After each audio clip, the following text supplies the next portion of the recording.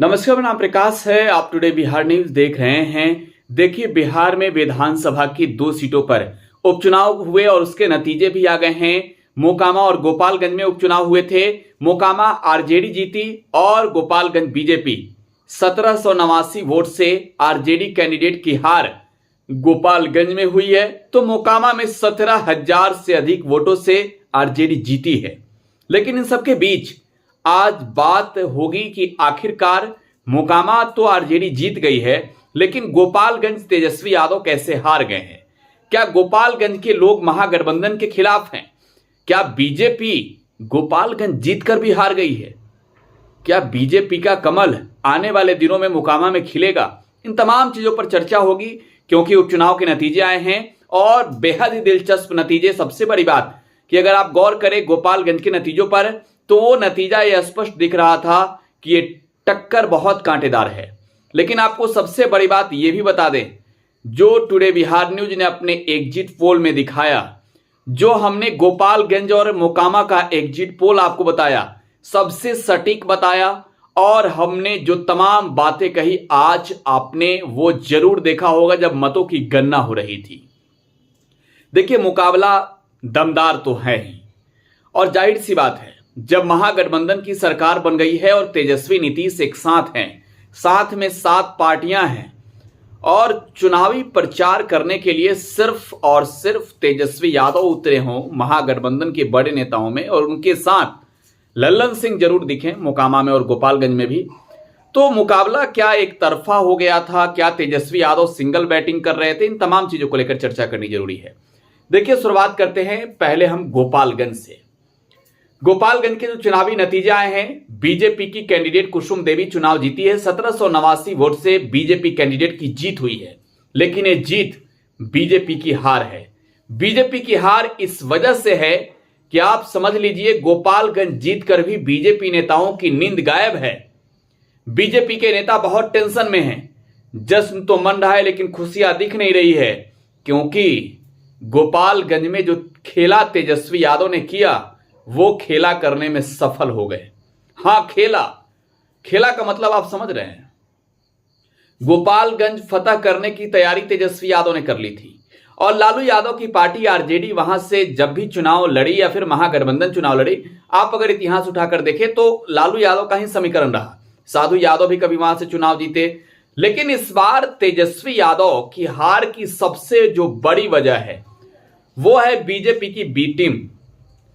देखिए, भारतीय जनता पार्टी के नेताओं को इतना सुकून हो गया है कि गोपालगंज हम जीत गए हैं, लेकिन आंखों का नींद इस वजह से गायब है कि गोपालगंज हम अपने बल पर नहीं चुनाव जीत सके।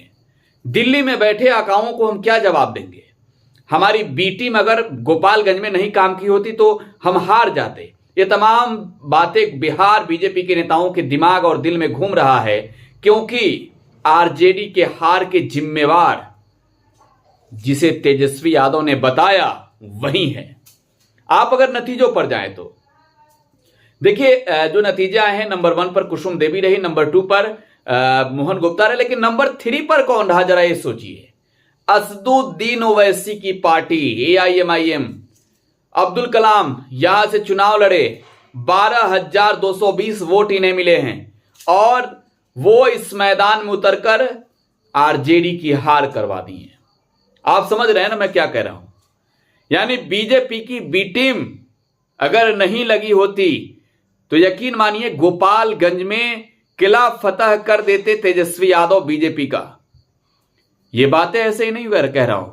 इसके लिए अगर आपको और समझना है तो तेजस्वी यादव के चुनावी जनसभाओं के उस क्लिप को याद कीजिए, जब तेजस्वी यादव ने कहा था कि बच के रे भाई, यहां बीजेपी के बी टीम सब है।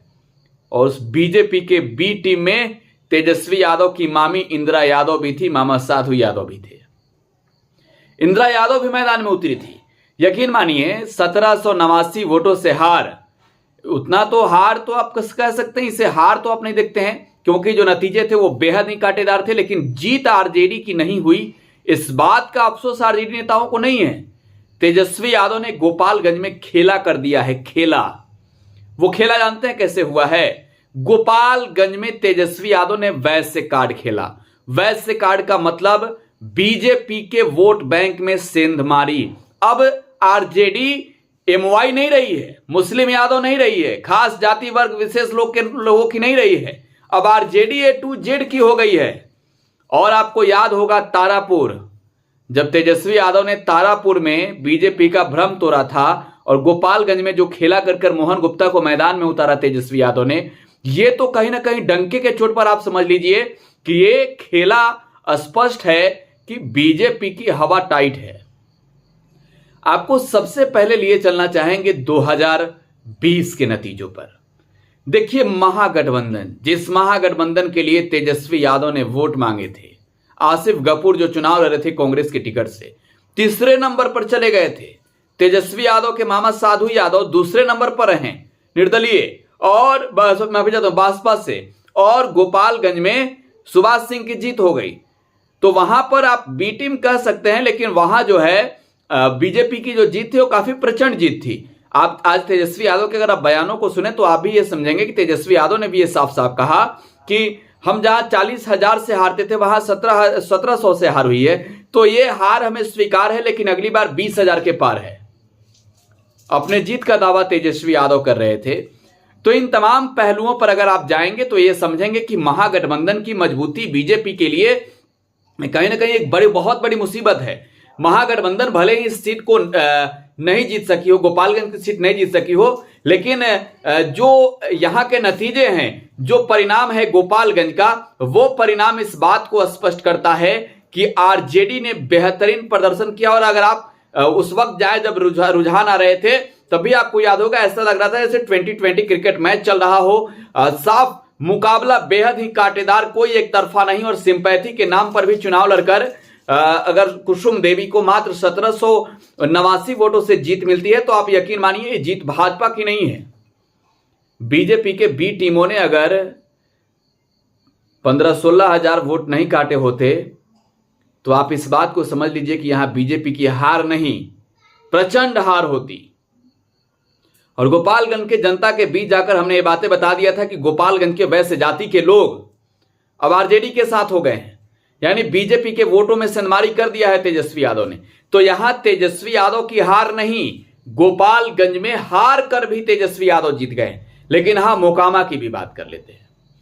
देखिए मोकामा के जो नतीजे आए हैं वो कहीं ना कहीं बीजेपी के लिए एक उम्मीदों की किरण है। पहली बार 27 वर्षों के बाद भाजपा चुनाव लड़ी मोकामा से और बेहतरीन प्रदर्शन किया बीजेपी की कैंडिडेट सोनम देवी ने। और यही वजह है कि उम्मीद अब भाजपा नेताओं को जगी है कि हम बेहतर आगे कर सकते हैं, विकल्प हम बन सकते हैं, मोकामा में हम फाइट दे सकते हैं। बहरहाल अब नतीजे आ गए हैं, बयानबाजी जारी है, आगे फिर बात होगी। आगे अगले रिपोर्ट में आप टुडे बिहार न्यूज के साथ बने रहें। धन्यवाद।